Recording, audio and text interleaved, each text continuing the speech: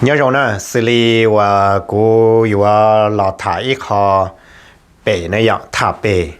thả mình chỉ cho đợi chịu bự cho đợi bể tin năng phần đầu của thả cho đợi bể mông xử lý cô sơ chế chịu bự mông chẳng nào giờ lên đợi của thả mình chỉ cho chịu bự mông xử lý bể và nâng nhỏ nó bể mua ở từ chịu bự cho phần chơi theo lý mua ít tổ chức bự sư tổ chức bự và ít tổ chức bự nó mà nửa tờ trong là nửa cho lì lão chế là nửa cho lì tờ trong là nửa hai lô lì lão chế là nửa hai lô lì nè thì chỉ bé phần đau chỉ hay bao nhiêu tiền năng lì bé mua ở tổ chức bự cho ít tổ chức bự mà giờ tổ chức bự nhau họ vào họ chế nè họ ít tổ chức bự mà giờ tổ chức bự tờ trong nó mà nửa rong cho rong đua tổ chức bự nhau họ chế tổ chức bự nhau chế nè mà chỉ hay bao nhiêu tiền năng nè, bao hậu lấy chính trị là tàu, chỉ ta lên đó để thay cái chính trị mua là cũng mua, chỉ cho cái gì na đùa đai là những tàu, thế còn nhau tổ chức bự nhau vào chế mà giờ tổ chức bự và dùng cho cái lò thì tiền liền, hai lô là cái những hai ly cái tổ chức bự thì tiền nè, xuyên lúa là những cái những vật chụp lại nhớ được hỗ trợ, xuyên đề là cái vật chụp lại nhớ được hỗ trợ, chơi xa là cái những vật chụp nhớ được hỗ, chỉ chơi xa là cái những vật chụp nhớ được hỗ, chơi lúa lưỡi lăng lưỡi tù là cái những vật chụp hỗ, chỉ chơi là cái những vật chụp hỗ liền, cái chính trái ra mua, chính trái lúa hay con á, thì khi tổ chức bự tờ trong mà nó dùng lên nó, tờ trong là bé tàu, chỉ mi bao hậu có dùng, bắn điện châu, bắn phù nữa thì cho bọn này vậy, trong khoản đó là bé tổ chức bự cho một đồ sản trâu, mà bé chơi hải lũ, chơi xả quăng qua, một ba lúa mà ô, nè tụi mình quăng qua mà một ba lúa ta đồ đồ nọ mà, mình sẽ giá lý đồ nọ tôi lợi dụng chơi mua cũng mua nè, thì khi là giao chơi mà người đi chính qua này, người đi chịu qua lên đó này, nè, mà giờ lên nó bé phần đầu ít tụi tin năng bé mỏ tổ chức bự cho một trong lý nó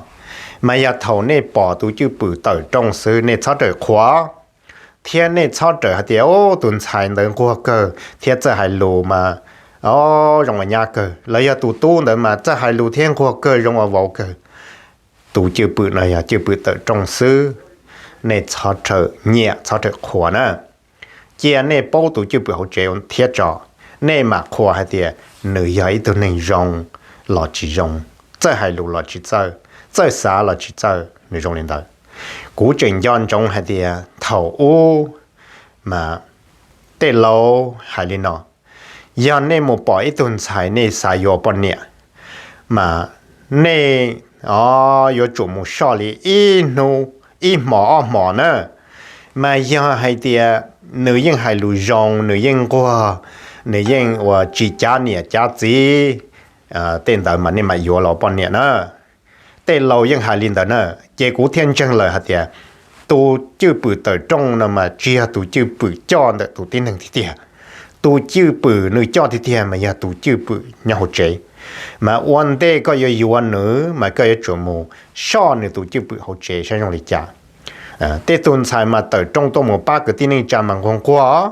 thì khi mà nhau vào hỗ chế nữa chỉ ba nè ba gì liền à mà nó là nè chỉ là như thế ô nênวันmà cũng nghiền căng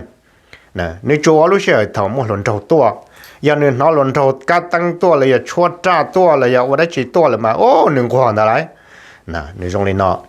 mà tu chưa bự nhau hỗ trợ này có một số tuần xài đó vấn đề này nhiều à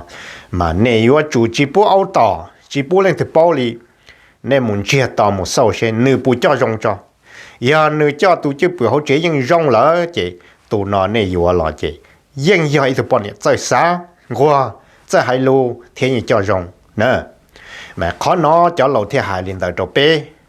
mà cuốn tranh là hai tia còn đợi một tranh này sao mai chia nó nè bé tứ chỉ một số lợi bé tứ chỉ bao lợi tụ chưa bự nhau hỗ trợ lợi bé chỉ lợi tỏ kế về bé chỉ lấy nhẹ lên hiện chưa bự tới trong về bé chỉ lấy yêu lợi lò sư giờ khi yêu là một tao bé nô chế ô cả bỏ của này chưa bự hỗ trợ chỉ giàu nhẹ kia lô của họ bỏ cái này chưa bự hỗ trợ mà